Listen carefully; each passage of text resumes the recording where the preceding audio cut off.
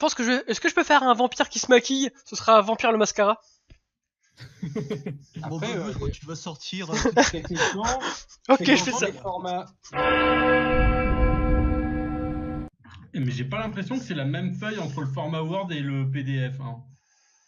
C'est toi le PDF. Vas-y, je suis pas un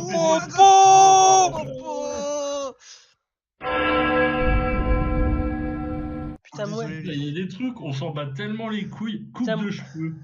C'est important pour un vampire. Mais franchement, mais ça fait tout. Si je marque moche, est-ce que ça passe ou pas? Ou alors gras? Grave. Non, mais en fait, c'est. Ah, mais enfin.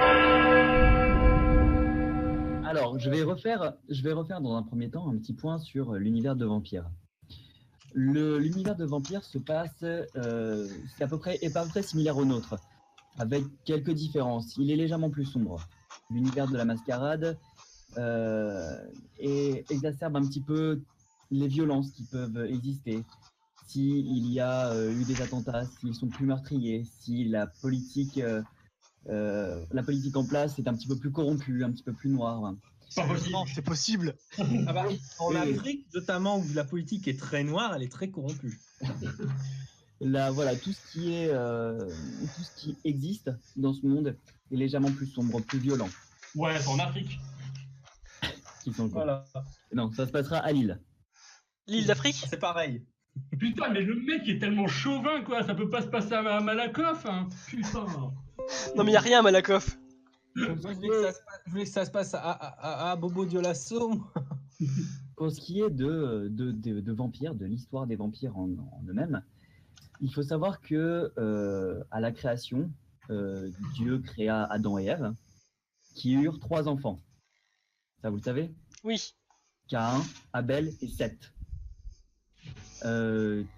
Caïn, pour diverses raisons, notamment de la jalousie, a tué Abel. Il lui a dit, il dit suite à ça, je pleurais des larmes de sang, alors qu'avec une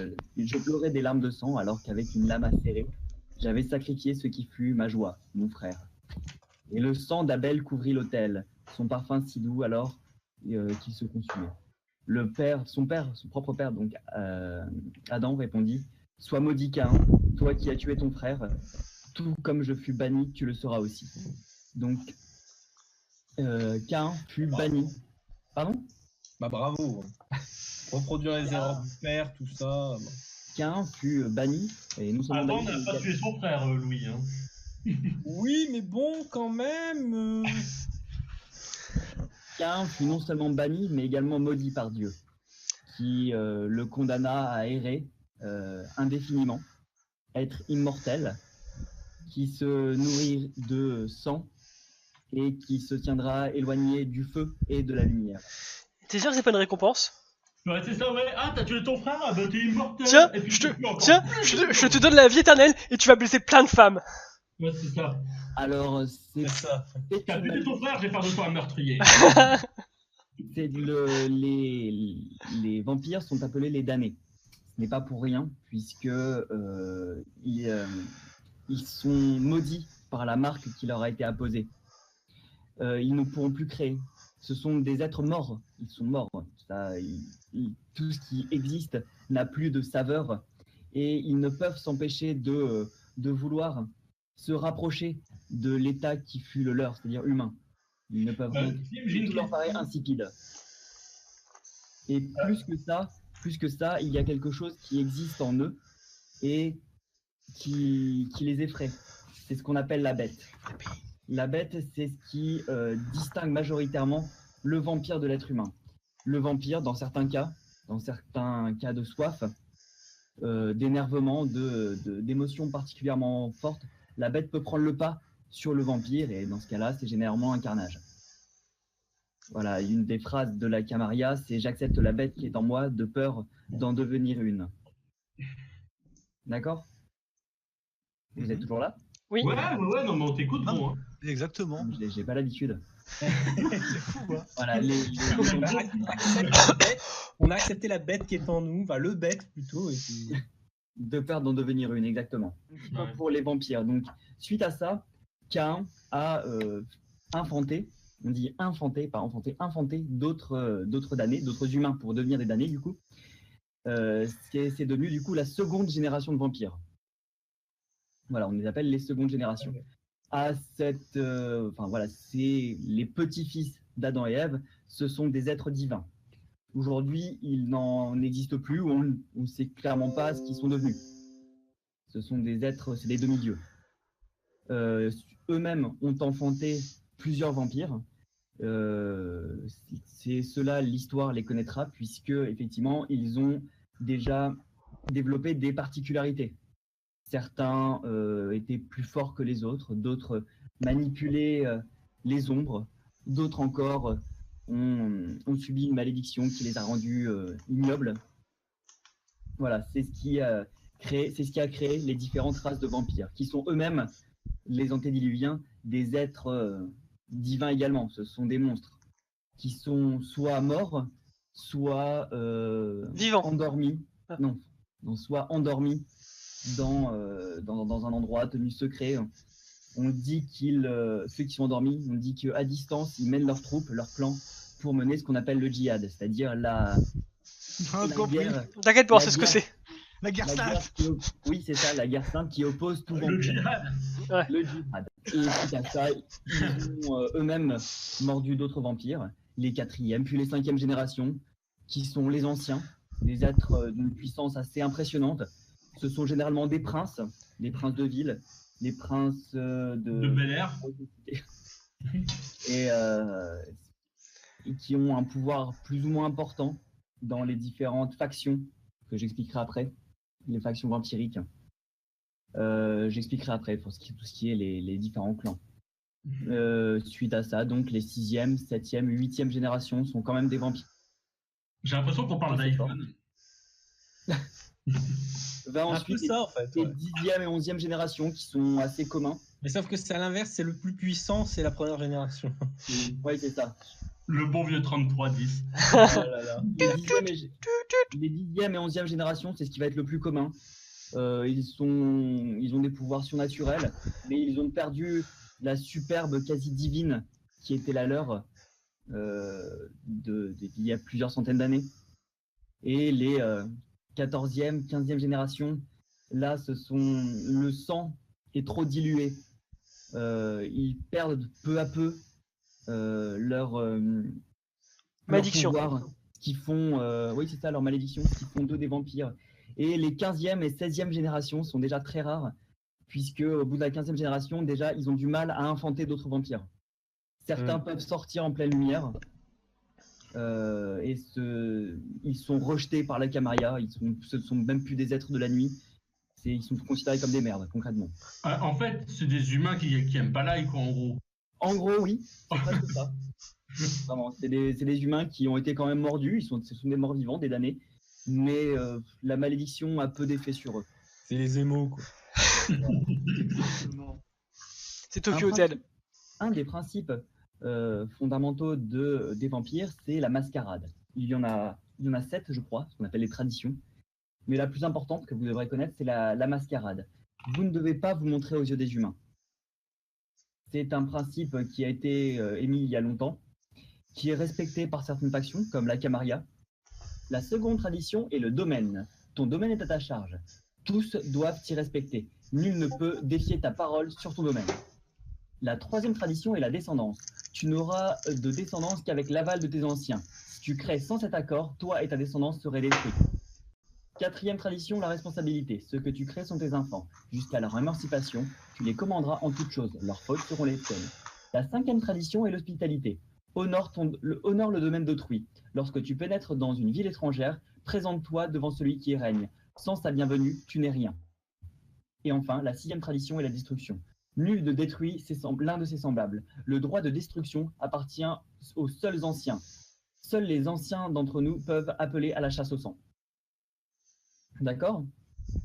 La mascarade se fait un point d'honneur la Camarilla, se fait un point d'honneur à respecter ces différentes traditions.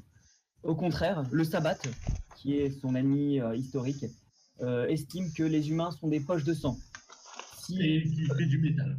S'ils se montrent discrets vis-à-vis des humains, c'est uniquement parce qu'ils ne veulent pas d'ennui, mais ils n'hésitent pas à massacrer et à infanter en masse. Ils se créent une armée depuis toujours, qu'on appelle les tronches de pelle. C'est de la chair à canon qui va l'envoyer généralement contre la Camarilla. C'est pas les Ah ouais. Blacks? Non, Les Black Sabbath? non, j'avais bien compris. C'est un groupe de la musique? La Camarilla, c'est loin d'être la secte vampirique la plus ancienne, mais c'est la plus importante et certainement la plus stable. C'est certainement dû en grande partie à la politique qui est menée par la Tour d'Ivoire et les différents, enfin les plus hauts vampires de la Camarilla qui sont réunis. C'est une secte qui est répartie vraiment de façon très hiérarchique avec un prince dans les villes, avec des gardiens, des fléaux qui sont les gardiens des vampires, enfin les gardiens des vampires, des shérifs, des primogènes. C'est peut-être le conseil le plus important dans la ville qui réunit les plus puissants membres de chaque clan de la Camarilla, bien entendu. Et au sommet, il y a les Justicars qui représentent au sommet de la Tour d'Ivoire sont représentés les Justicars qui sont donc les représentants des plus grands clans. Dans chaque ville, pour la Camarilla, il y a un Elysium, prince qui dirige le primogène. C'est le cercle des primogènes. Chaque primogène, c'est le plus puissant de chaque clan. D'accord. Il est soit nommé par le prince, soit nommé entre guillemets par les plus puissants de son clan. Donc, tu vas avoir le primogène Trémer, le primogène Brudia, le primogène. En fait, selon la légitimité du prince, un prince peut être plus ou moins puissant. Soit les primogènes sont nommés par le prince, soit si le prince est moins puissant, ils sont nommés par leur propre clan. D'accord. Voilà un petit peu. Pour vous parler un petit peu du sabbat, je vais vous lire la fiche. Le sabbat se considère comme une secte en guerre contre la Camarilla, les antédiluviens, et contre tous ceux qui ne sont pas d'accord avec sa forme unique de spiritualité martiale. Cette spiritualité est une des marques de fabrique du sabbat, qu'on appelle également la main noire, qui mène des guerres saintes justifiées par les voies de l'illumination et leur conviction selon laquelle chaque caïnite, chaque vampire, est son propre maître et non le pion d'anciens endormis qui tire les ficelles des damnés depuis les profondeurs glacées de la torpeur. Pour la main noire, les mortels relèvent du simple consommable, des poches de sang dont on se nourrit avant de se jeter à corps perdu au combat. Les vampires du sabbat rejettent l'idée même de la mascarade, mais à l'exception des plus sots, tous saisissent les conditions de la guerre secrète et de la nécessité de dissimuler leur existence en raison de l'indéniable supériorité numérique des mortels. Voilà, pour vous expliquer un petit peu le principe. Mais en fait, la différence entre la Camarilla et la Manoir, j'ai l'impression, c'est que la Camarilla, ils sont loyaux, bon, neutre ou pas. Et les autres, c'est chaotique, quoi. Voilà, Loyal, alors ils sont pas bons, ils sont loyaux. Et encore, il y a tellement de guerres internes entre eux que c'est un monde de trahison, la Camarilla. Entre eux, c'est le bordel. Ouais, mais je veux dire, il y a des règles à respecter, ils respectent les règles, tu vois ce que je veux dire. C'est ça, effectivement. Au grand jour, en tout cas. Par contre, ne fais confiance à aucun vampire parce qu'il va te planter un coup dans le dos. Non, il peut pas puisqu'on a pas le droit de tuer les vampires. Alors, on n'est pas censé avoir le droit. Encore une fois, c'est le prince qui applique ça. Et si le prince est pas puissant, s'il n'est pas respecté, bah là, ça va être vite le bordel. Et il y aura des morts ultimes. La mort ultime, c'est la mort d'un vampire, puisqu'un vampire est déjà mort. La destruction d'un vampire, on appelle ça la mort ultime. En fait, il a déjà eu la petite mort. Effectivement, il y a un seul endroit où il ne peut pas y avoir de mort, où là, c'est vraiment plus qu'interdit. Il ne peut même pas y avoir de violence, de combat. C'est au sein de l'Elysium. C'est le château du prince, en gros. C'est le centre Pokémon, quoi. Ouais, plus que ça, généralement, l'Elysium, c'est une galerie d'art, c'est un restaurant, c'est un endroit qui est magnifique, où il y a toujours de la musique, où beaucoup de vampires se rassemblent pour converser, pour... Barbès. Ouais, non. La ligue Pokémon. Montmartre. C'est Montmartre réuni dans un palais, un manoir qui peut être soit dissimulé loin de la ville ou dans un souterrain, comme c'est le cas à celui de Lille. Celui de Lille se situe sous le palais botanique, qui est rue Solferino, un peu avant le boulevard Vauban. Je sais pas. Là, faudra aller checker. Hein.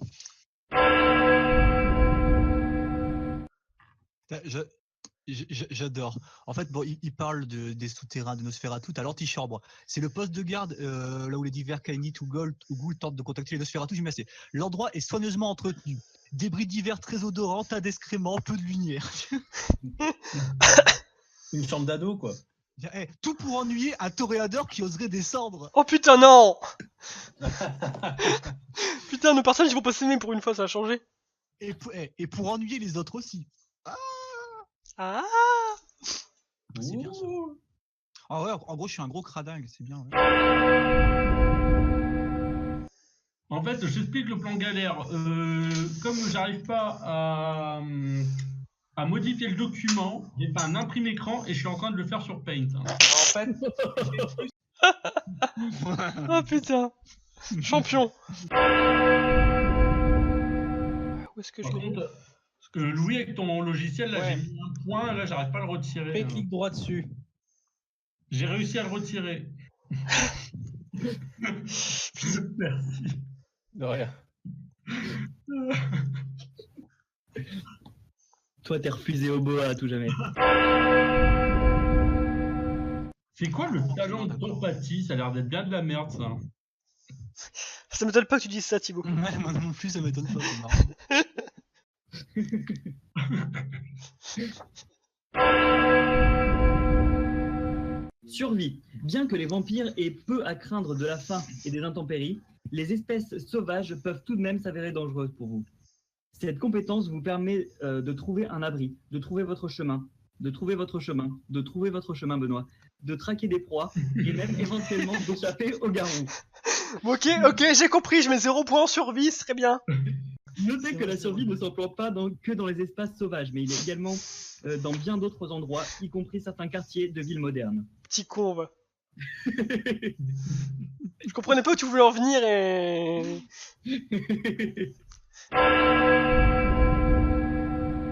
Avec muet, je vais mettre timide aussi.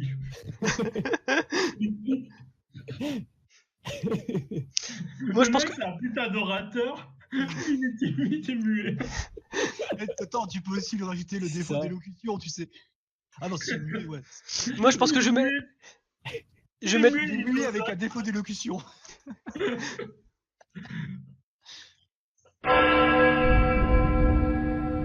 C'est ça, ben, humanité volontaire, on en a pas encore parlé. Mais ça se fait automatiquement, on est d'accord. Ouais. Mais ça sert à quoi? Bon, l'humanité à présent, le joueur doit dépenser donc 15 points de bonus pour son personnage, mais tout d'abord, il faut faire quelques travaux d'écriture. L'humanité. Le score de départ de l'humanité d'un personnage est égal à la somme de ses caractéristiques de conscience et de maîtrise de soi, ce qui donne un chiffre entre 5 et 10. Les joueurs sont également invités à augmenter ce score avec les points bonus. Les vertus, je les ai dit, hein, il y a 3 vertus. La conscience évalue son sens du bien et du mal. La maîtrise de soi indique dans quelle mesure il conserve son calme et contient sa soif. Le courage mesure son bon sens et sa capacité à supporter la proximité avec le feu, la lumière du soleil et les autres choses que craignent les vampires. Ouais, mais moi, c'est humanité et volonté qui me chagrine, je sais pas à quoi ça sert. Moi non plus. Moi aussi, la Parce humanité que- me chagrine. Parce que Tim, je lui demande qu'est-ce que ça veut dire quoi, volonté? Alors, conscience. Merci Timothée. Oui, mais c'est parce que j'ai pas trouvé. On dirait Louis, alors c'est quoi Toréador? Alors, les ventrous. Alors, les ventrous.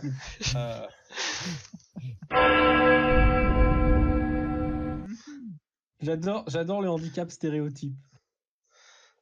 C'est ça, C'est quoi? C'est pas technologique. Donc, quoi. Vous donnez lourdement dans toutes les légendes sur les vampires que vous avez lues ou entendues. Vous portez une cape, parlez avec un fort accent et vous conduisez toujours de manière caricaturale. Un tel comportement est embarrassant à l'extrême pour les autres vampires qui sont susceptibles de vous exclure, de se moquer de vous. Vous êtes également une cible pour les chasseurs de vampires. Ah, c'est chaud. C'est vraiment le joueur qui veut la jouer à fond. Et du coup, c'est combien en handicap? Ça travaille combien de temps? Ça donne c'est 2 points. Seulement? Putain. Moi, je trouve que c'est pas beaucoup pour le truc que ça donne.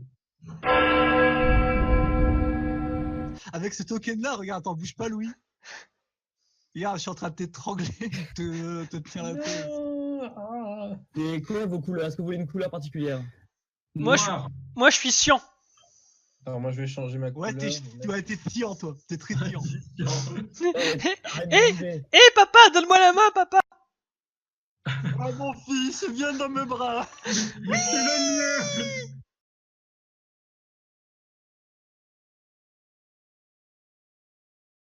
j'aimerais que chacun de vous, en commençant par Eklose, Louis, Romain et Thibaut, vous me fassiez une description rapide de votre personnage, en me disant un petit peu leurs atouts, leurs attributs, leur historique. Donc il s'appelle Eleo, c'est un toréador, il vit rentier.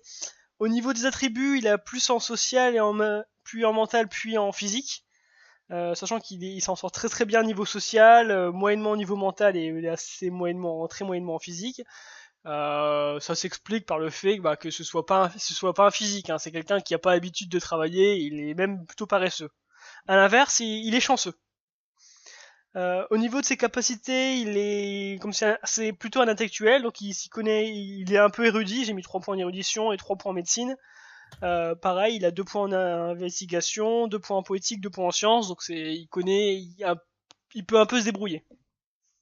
Ensuite, il sait tirer à l'arme à feu, donc ça fait que dans sa jeune vie, il s'entraînait à tirer parce que voilà, comme tous les jeunes, les jeunes bourges un peu. Une représentation, donc un peu, il s'est un peu manipulé, donc il a une moyenne connaissance avec 2 points de étiquette et il a le permis, tout juste, avec 1 point. J'ai mis 5 points de base en talent, puis j'en ai racheté, donc il a un peu en vigilance, un peu en esquive, en empathie, 2 points en expression, 2 points en intimidation. Donc au niveau de son historique, donc il a son historique principal, c'est ressources, où j'ai mis 4 points. Il est pété de thunes. Bon puisque il est issu d'une grande famille, déjà de son vivant, puis ensuite de son non-vivant en tant que toréador. Donc il a pas forcé, il a pu s'acheter une belle maison, donc où il s'achète à manger, il est rentier, donc il a de l'argent sur lequel vivre quoi. Il a un bon statut puisque j'ai mis 2 points et j'ai mis également 3 points en génération. Donc il est génération ça commence par 13, génération 10. Au niveau des disciplines, donc j'ai mis 1 point en Auspex, comme ça il peut voir la quintessence d'un peu tout ce qu'il mange, tout ce qu'il voit, et il peut apprécier l'art. Et 2 points en présence, pour le moment. Vertu, donc il a beaucoup de maîtrise de soi, donc avec 4 points sur 5, 2 points en courage et 1 point en conscience, ce qui fait qu'il a beaucoup d'humanité, avec les achats, il a 8, et de la volonté, donc il en a 4, même si on sait pas à quoi ça sert. Eh bien moi, mon personnage donc, se nomme Gildas Herbert Goodman. C'est un écrivain philosophe, pas forcément très bon dans son domaine. Il aurait aimé être un peu meilleur. Cela dit, il arrive à se faire une petite place à travers. Il évolue. Des fois, il est interviewé sur une radio. Des fois, il est interviewé pour un journal. Il arrive toujours à trouver un moyen de manipuler les gens pour qu'ils puissent arriver à ses fins. Ce qu'il voudrait, c'est changer la société, c'est la rendre peut-être plus, pour ce qui est de la société humaine, de la rendre peut-être plus docile, plus facile, plus manipulable, même si elle l'est déjà beaucoup, hein, quand on voit les politiques, comment ils se démerdent. Mais pour ce qui est de la société vampire, ce qu'il aimerait, c'est quelque chose d'un peu plus ordonné, d'un peu plus cadré. Mais bon, ça, on verra. Il est plutôt de stature moyenne. C'est quelqu'un qu'on remarque peu. Hein. Il est pas spécialement. Il passe pour un homme d'âge mûr. Ouais, la quarantaine. Pas spécialement mince, pas spécialement corpulent ni musclé. Juste ce qu'il y a de plus banal. Les cheveux un peu poivre et sel, plaqués en arrière. Porte toujours une veste en tweed assez moche, mais Avec des ronds de cuir sous les. voilà, mais voilà, c'est ça, les vestes en cuir avec les ronds de cuir. Ça, c'est sur son aspect mortel. Sinon, quand il est dans la société vampire, il va porter des robes avec des entrelacs, pas des hiéroglyphes, mais voilà, des signes cabalistiques, des choses comme ça, qui montrent bien son appartement, son clan Trémère. Et c'est quelqu'un, donc il est de génération désenchantée. Oh putain. Pardon. Il est de génération, donc on commence à 13, donc 9. il a un mentor qui est donc c'est un chier, c'est un mec Un un con. peu plus important que le moins important, Un voilà. con. Et comment dire de plus, il a une petite renommée chez les humains et il a un petit peu de moyens, c'est déjà ça. C'est quelqu'un de courageux, avec une force de volonté très forte. Et pour ce qui est de son point de vue de l'humanité, il reste encore assez humain pour évoluer parmi les humains, même si bon, ça le gêne pas du tout trop d'avoir un statut de vampire et de voilà. Et sinon, c'est un thaumaturge qui se démerde assez bien dans le domaine de la corruption. Alors, moi, mon personnage, c'est Vladimir Smirnov. Alors, Putain, ouais, non, marrez-vous, mais, c'est pas notre genre. Idéalement. Alors, moi, je suis un Nosferatu. En fait, l'idée, bon, à la base, il est russe. Et en fait, il s'est fait. C'était un jeune membre du KGB, celui qui est parti en mission et qui s'est fait justement qui s'est fait mordre et qui depuis est devenu vampire. Alors, les statistiques, c'est surtout le mental, surtout la perception. Le social pas trop et le physique un peu plus, surtout la dextérité. Bon, c'est surtout le gars, c'est une ombre. Hein. D'ailleurs, bon, l'occultation team, j'ai pris le truc comme le truc comme une visage. Ah oui, putain. J'ai pris l'animalisme aussi, le 2 points d'animalisme. Par contre, bon, je pue, j'ai des mouches autour de moi et on voit mes canines. Ouais, c'est moche. Alors moi, en fait, j'ai 2 en contact, un en domaine, 2 en fausse identité, 2 en génération et un mentor. Alors pour moi, les contacts, en fait, c'est surtout moi, il traîne surtout dans les égouts de Lille, tout ça, et en fait, il a surtout des contacts avec tous les clodos de Lille. Putain. Et franchement, attends, les clodos de Lille, ils sont organisés, ils ont chacun leur quartier, leur secteur et tout. Attention, hein, ça rigole pas. Hein. Et c'est pareil, en gros, le domaine, c'est pareil. Si tu veux, mon domaine, c'est un peu tous les clodos, tout ce qui traîne dans la rue. Après, pour les fausses identités, moi, de toute façon, ma fausse identité, c'est un clodo. D'accord. C'est crédible, là, avec On n'a pas besoin d'avoir une fausse identité très élevée pour Moi, mon personnage s'appelle Sorin de Markov, donc c'est quelqu'un qui est une particule. Donc, ça venait, il avait avant la Révolution, et sa famille avait la particule, mais suite à la Révolution dont ils étaient, comment ça s'appelle là, ils étaient acteurs très prenants.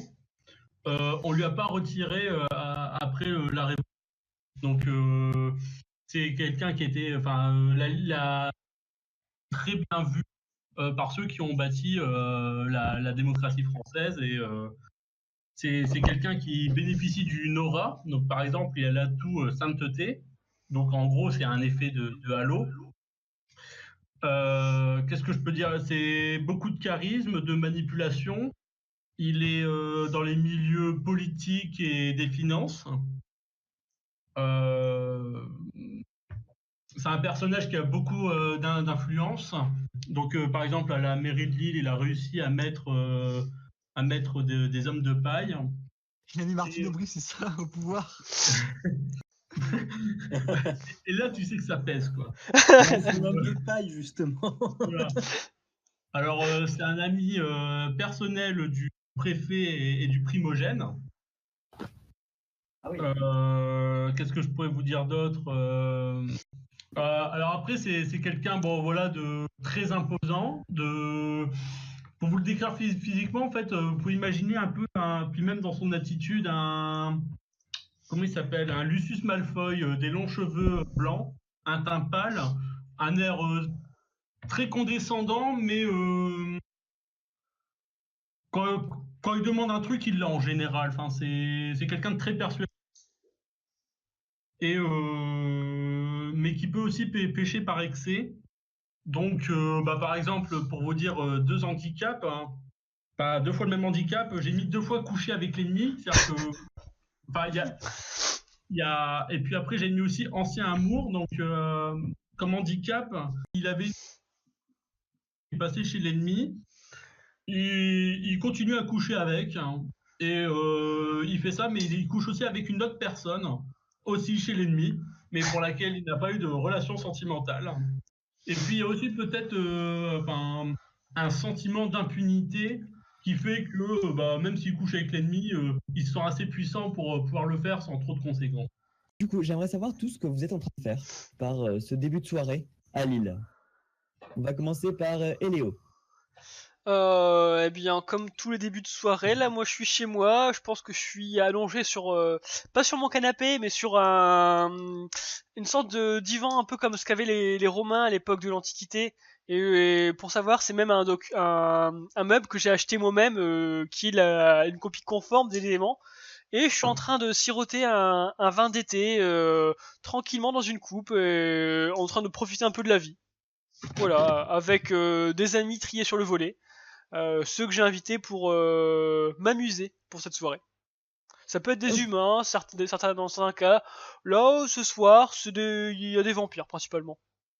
D'accord. Quelqu'un sonne à ta porte. Tu es dans quoi? Une maison? Un appartement? Je suis dans une maison richement décorée. Quelqu'un sonne à ta porte. Eh bien, si j'ai pas de servant pour aller m'ouvrir, et je pense que j'ai pas dit, donc je me lève et j'y vais. Tu vois face à toi un jeune damné en costard qui te tend une lettre. Monsieur Eléo, C'est bien moi, oui.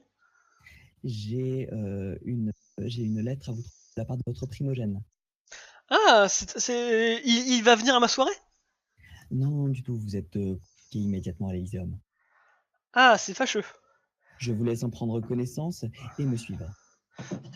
Très bien, voulez-vous entrer et vous rafraîchir un petit peu?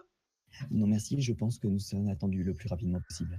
Très bien, je m'habille et j'arrive. Ok. Très bien. Donc je dis au revoir à mes invités, je choisis une tenue d'apparat qui est en adéquation avec l'honneur qu'on m'ont fait de rencontrer mon primogène, et je lis la lettre évidemment et je suis le monsieur. Très bien. Vladimir, que fais-tu actuellement? Où Moi, es-tu? je suis dans mes égouts tranquillement. Je me prépare à faire ma petite sortie, d'aller voir les clodos, tranquille, comme d'habitude. D'accord. Très bien. Ton primogène, directement, vient te voir. Tu es combienième génération? 11e. Oui, primogène vient vers toi, te rencontre, il sait où tu es. Bonjour, Vladimir. Bonjour, primogène. Putain, Ah oui, non, mais je l'avais fait la dernière fois, je le referai maintenant. tu vas pas faire ça jusqu'au bout, s'il te plaît. Moi, j'aime bien. Moi, j'aime bien. Oui, j'aime bien. Ok. Tu es attendu à l'Elyséum. Il faudrait que tu Là, fasses tout le de plus suite, rapidement possible. maintenant. Ouais, maintenant, ouais. Mais qu'est-ce qui se passe? On m'a pas dit. Le sénéchal m'a contacté directement. Bon, j'avais pas prévu venir, mais si on me demande, pas le choix. Hein. J'avoue que j'en sais pas beaucoup, mais quelque chose se prépare, ça va être important. On nous a demandé des jeunes vampires prometteurs. Bon, très bien, très bien. J'arrive, je me prépare. Très bien, ça marche. Gildas, que fais-tu? Où es-tu? Alors, moi, je suis allé un petit peu arpenter le Vieux-Lille. Je suis sorti de mon appartement de Moulins et je suis allé arpenter le Vieux-Lille pour refaire la vie un petit peu, tâter un petit peu comment les mortels ils voient l'évolution du pays. Moi, j'essaie de leur faire comprendre à coups de discours sur le bien fondé de l'autorité, de la hiérarchie, le fait d'écouter ses aînés et tout. Donc je m'engueule un petit peu avec des jeunes Lillois un peu avinés.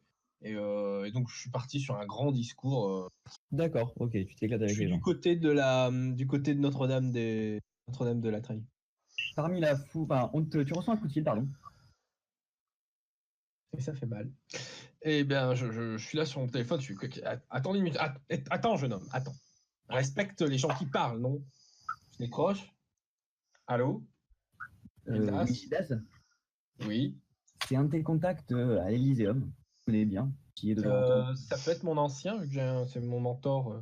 Tout à fait, c'est ton ancien, qui te dit que tu es convoqué immédiatement à l'Elyséum pour voir notre primogène. Là, mon visage se ferme. D'un coup, je fais très bien. Je suis sur la route.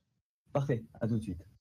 Bon, les jeunes, je Je vous laisse réfléchir à la bonne parole et sachez qu'il y a des gens beaucoup plus intelligents que vous qui parlent de temps en temps et il faudrait bien les écouter. Et je m'en vais. Ils sont tous dégoûtés par ton départ. Ils attendaient tellement de. Ils étaient tellement en soif de toutes tes paroles. C'est pas grave. Sorin. Sorin. Moi, en fait, j'ai été un vernis pour un truc dont je me battais totalement les couilles, mais qui servait à rencontrer, en fait, toute l'élite lilloise, que ce soit l'élite politique, mais aussi économique. Très bien. Alors toi, tu étais dans un endroit particulier. Tu étais directement à l'Élyséeum. En fait, l'Élyséeum, c'est à la fois ce que tu dis, une galerie d'art, et là où se rassemblent tous les nobles, tous les gens importants de l'île. Ouais, mais c'est que pour les vampires aussi, ça. Oui. Ah, d'accord, ok. Oui, bien sûr. Non, il y a quelques humains éventuellement, ça arrive de temps en temps, les goûts des vampires généralement. Sachant qu'en fait, ce que j'ai pas expliqué, c'est que dans Vampire, si un vampire donne son sang à un humain, il devient sa goule. Il se transforme pas, hein. C'est juste qu'en fait, ça devient son esclave. Il est totalement addict du sang du vampire. Voilà. Donc il y a des humains, des ghouls, qui se baladent dans le palais, qui sont avec leur vampire. Et parfois des gens importants du coup. Donc ouais, t'es déjà avec toute cette de gratin. Et je vais laisser là pour l'instant. Vous arrivez tous, Vladimir et Léo Gildas, en même temps, à l'Elyséeum.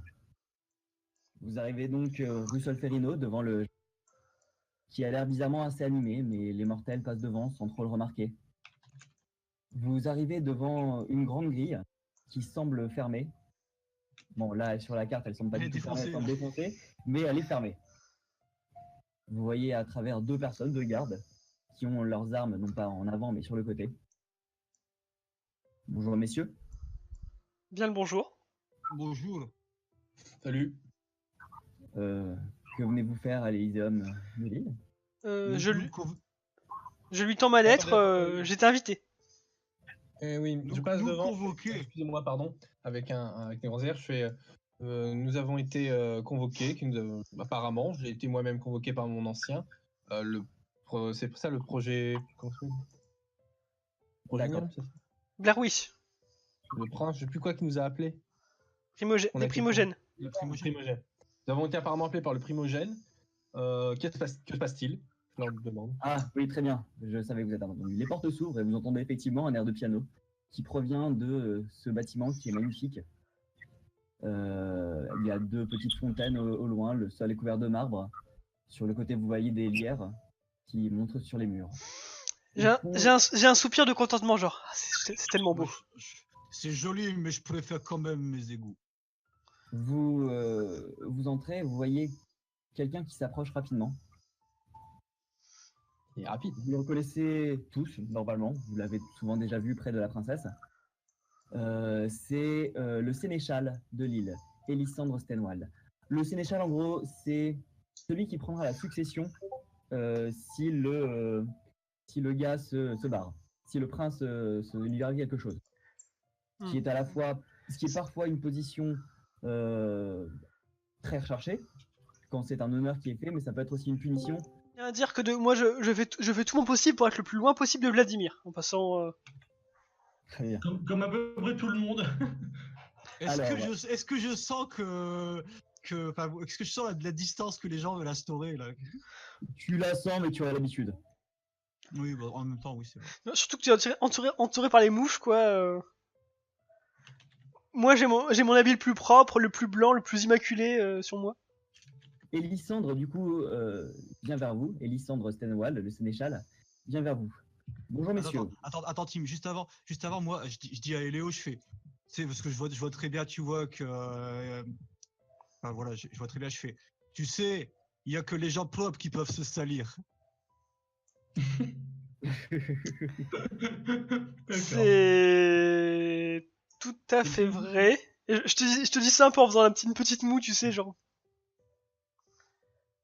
Voilà. Du coup, Elisandre vient vers vous. Bonjour messieurs, vous étiez attendus, il me semble. Oui, en effet. En fait, Tim, dernier truc, est-ce qu'on se connaît entre nous? Gildas et Léo, toi, je pense pas que tu connaisses particulièrement les autres. Peut-être de vue, mais eux ne t'ont jamais vu, ou en tout cas, ne t'ont jamais remarqué. Non. Moi, si je l'ai remarqué, je t'ai mis dans Moi- la headlist. Et je pense Moi, plus que je connais, connaîtrais plus le personnage de Thibaut que. ouais, je connais le personnage de Thibaut. Je pense qu'il me connaît un peu, vu que je suis un petit personnage qui a écrit des bouquins sur la philosophie politique, choses comme ça.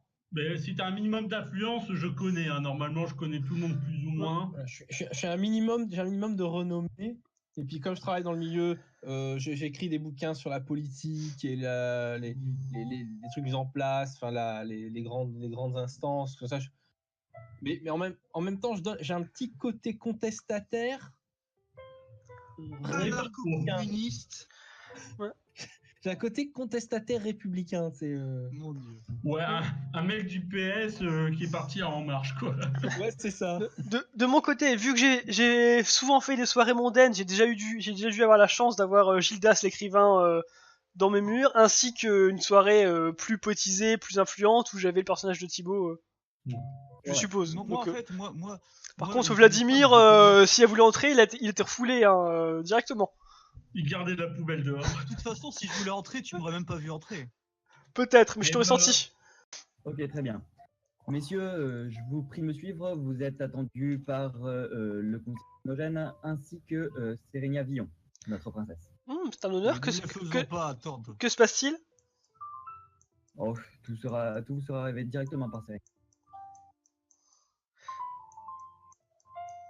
Il ouvre les portes et vous entrez dans le hall principal. Comme à chaque fois, c'est toujours un plaisir d'entrer dans des locaux si agréables à regarder.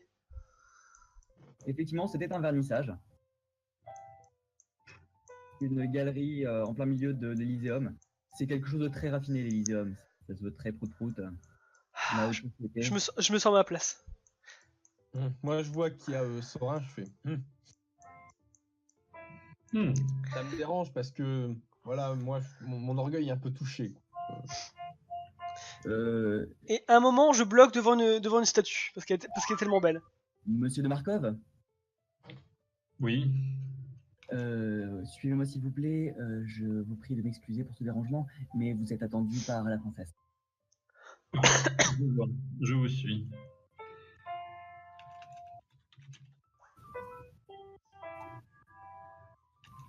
Elle est grande, cette baraque. C'était magnifique. C'était lui qui dit ça? Et qui sont vos invités? Enfin, on dirait que là, j'arrive par derrière Oh. Thibaut pour l'étrangler. On se connaît. Normalement, tu me connais, mon personnage. Ouais, c'est Thibaut. vrai. Mais il y a un clodo là. C'est quoi ce... Moi, pas Clodo. Je l'ignore. Je peux. Il doit plutôt rester à l'entrée. Hein. À son oreille. Moi, pas Clodo. Moi, seigneur des Clodos.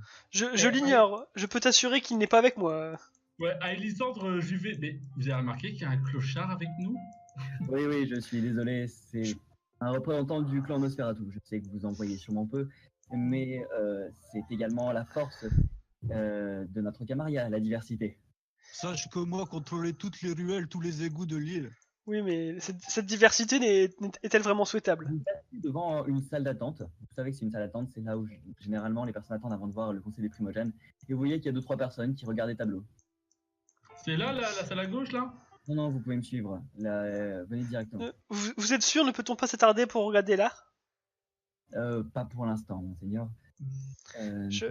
J'aimerais vraiment pouvoir revenir un jour dans de meilleures circonstances alors.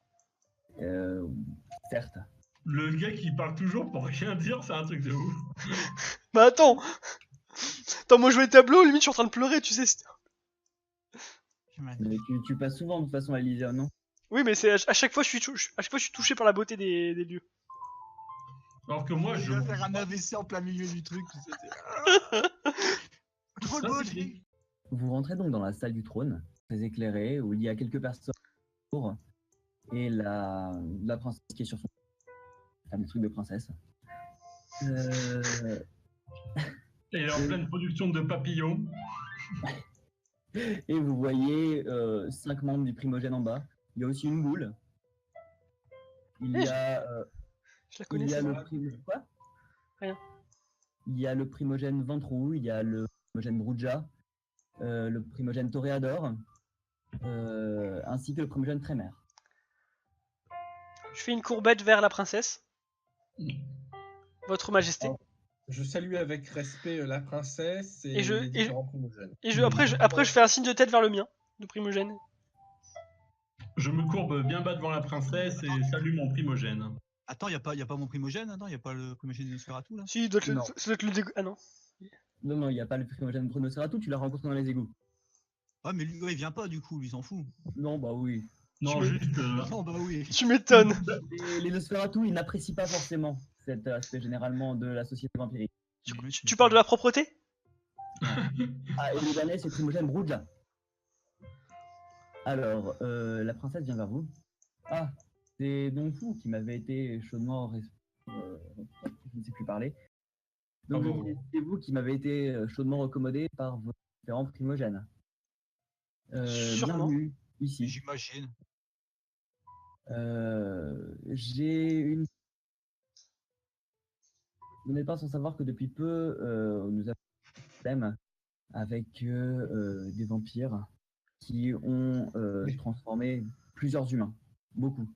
Le nombre de vampires a dû augmenter énormément, à contrôler. Et du coup, il faudrait faire un petit épurage. Une épulation, bah, je crois, on dit madame. Une épuration. Oh, ça va. Non, mais on reprend pas son aîné comme ça. Hein. Donc, excusez-le, il a aucun respect. Épuritude. Ce serait un honneur C'est de... forcément un épurage.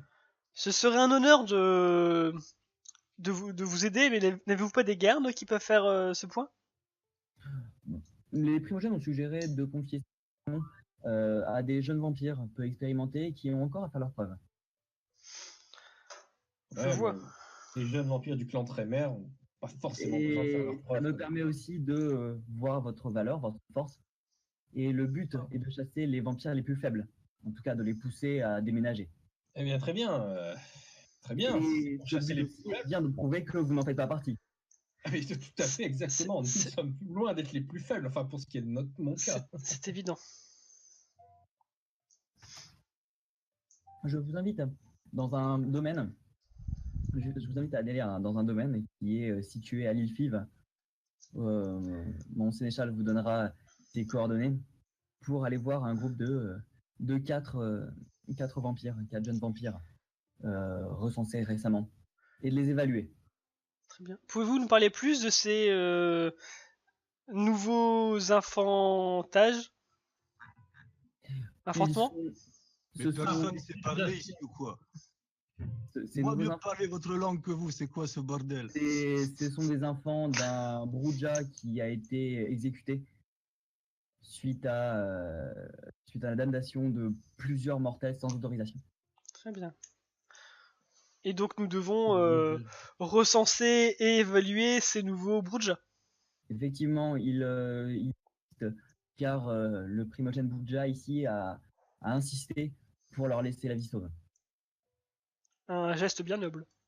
Tout à fait. Mais nous devons par ailleurs les évaluer pour savoir s'ils peuvent rester ou non sur mon domaine. Vous aurez la charge de les évaluer, quelle que soit votre façon de faire par ailleurs. Avez-vous des conseils sur la marche à suivre? Absolument pas, vous verrez cela avec Elisandre. On peut les tuer. Non, je vous demande de les évaluer. Si nécessaire, enfin, s'ils essaient de fuir, enfin, s'ils sont agressifs, uniquement. Non, il n'est pas nécessaire de... Et s'ils sont incompétents? Dans ce cas-là, vous viendrez me faire un rapport. Et s'il le faut, s'ils contestent, les ramener de force éventuellement ici. Qu'est-ce que tu... Sorin Pardon. Qu'est-ce que tu fais? Le ministre Scan. Excusez-moi, je sors de la douche. Il fallait faire un rapport. Il est con.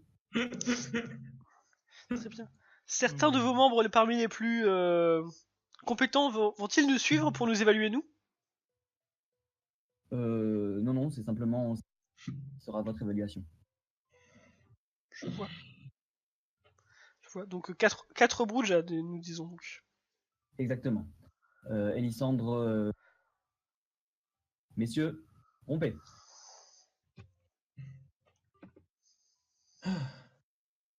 Vous sortez donc de la salle de trône. Je regarde mon primogène et je sors. Idem, moi je salue encore tout le monde avant de partir d'un signe de tête respectueux. Très bien. Notamment mon primogène. Gilda, c'est Léo, quel plaisir de vous voir. Ça fait un petit moment, ça. Partagé. C'est toujours un plaisir. Il faudrait que tu viennes une fois chez moi. Je pense refaire une de nos soirées avec tes compères.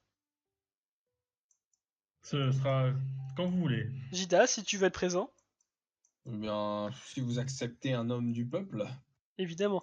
Et quant à toi, Elisandre, et tu es de même invité. Bien sûr, je viendrai avec grand plaisir. Alors. Voilà. Ça va, hein. Vous descendez et vous croisez un autre groupe de personnes, de jeunes vampires également, qui avancent et entrent dans la salle du trône. Ils sont où? Ils sont au niveau de la salle là ou en bas? Bah, ils étaient dans la salle Ils viennent de passer d'attente. devant toi. espèce d'aveugle. Je les regarde. je les regarde avec dédain. Je passe à côté. Non. Je les regarde. Est-ce que j'en reconnais certains? Il y a un Broudja, il y a un Ventrou, et il y a un Assamite. Un ventru. Très bien. Moi j'ai salué le Ventru, je sais pas c'est lequel. Celui du milieu. C'est le gros. Bonjour le gros. Enfin, je sais pas son nom. Bah, je sais, bah si je sais son nom normalement. Bah non, tu connais pas tous les ventrous du monde. Hein. Bah s'il est influent, si hein. Tu le connais vaguement de nom. Bonjour, vaguement de nom. C'est les personnes qui étaient dans la salle d'attente. Oh, ouais, je suis Comment un allez-vous? peu connu. Sire de Markov, Oui. comment allez-vous? Ma foi, fort bien, et vous? Très bien, très bien. Qu'est-ce qui vous amène à l'Elyséeum? Oh, une petite... on va dire un petit test des nouveaux. Rien de bien intéressant. Un test de nouveau. Tiens donc, à la prochaine soirée, j'aimerais bien que vous m'expliquiez en quoi ça consiste. Ouais, Excusez-moi. je vous dirai. Je pense que c'est ce qu'on pourrait appeler un bizutage. Très bien, c'est intéressant. Je vous laisse, nous sommes attendus par la princesse elle-même. Ah, vous m'en direz tant. Moi, j'ai tout écouté discrètement, hein, sans qu'on. Moi, je parle avec Elisandre. Dis donc, il y a bien de l'activité ce soir à l'Elysium. Effectivement, le vernissage nous prend pas mal de convives. On est beaucoup de convives. Et ici, c'est toujours animé. Tim, Oui, la porte, elle est fermée là à droite. Hein. oui, Je peux parler aux gardes? bien sûr. Je suis en train de parler moi avec Elisandre. Bonjour messieurs. Monsieur de Markov.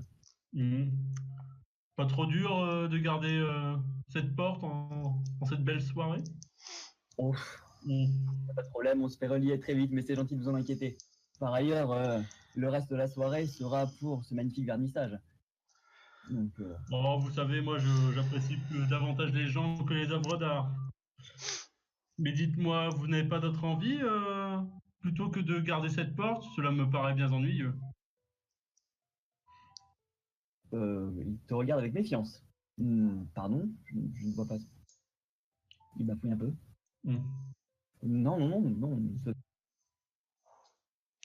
Bon, je vous trouve bien investi dans votre tâche. Ça fait plaisir à voir. Je vous en remercie. Il est mal ça. Oh putain, le malaisant. En fait, normalement, le mec, il a quand même un charisme de ouf. Sauf que là, je suis crevé. Moi franchement, j'étais là, j'ai tout entendu. Et je me tâte, si tu veux, à faire rapport de ça, tu vois, à dire, Moi, du coup, je continue à parler avec Elisandre. Oui, très beau vernissage. Il est vrai.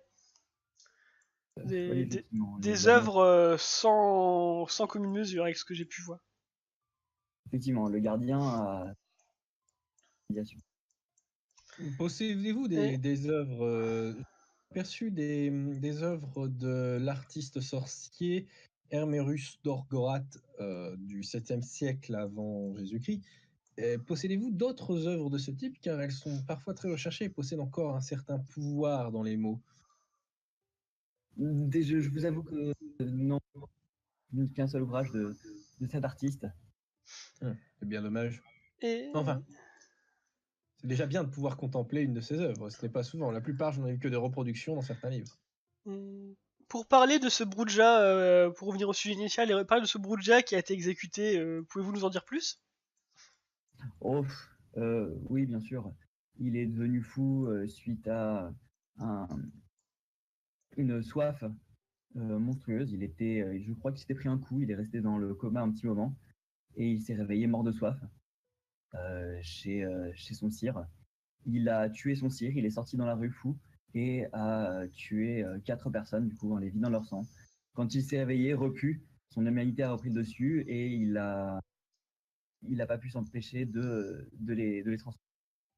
Fort bien. Les Broodja sont-ils en adéquation avec la décision de le condamner à mort? Oh, oui, bien sûr, c'est personnel, mais c'est pas pour ça qu'ils autorisent la damnation de 4 humains sans autorisation. Enfin, Ah, ça dépend vous des Broodja. Vous savez comment sont les Broodja, en effet. Évidemment, il faut un minimum de règles, sinon tout part en sucette. Les Comme plus anciens la sont règle des se la coupeurs, fait, les plus peut-être. jeunes vous lanceront des pierres. Hmm. Vous lanceront des pavés. Pardon. C'est l'ancien 68 art qui parle. Enfin, Vous êtes, j'ai pas connu 68, mais j'aurais aimé. vous êtes donc accompagné à la sortie de l'Elysium et on va s'arrêter ce soir, les gars.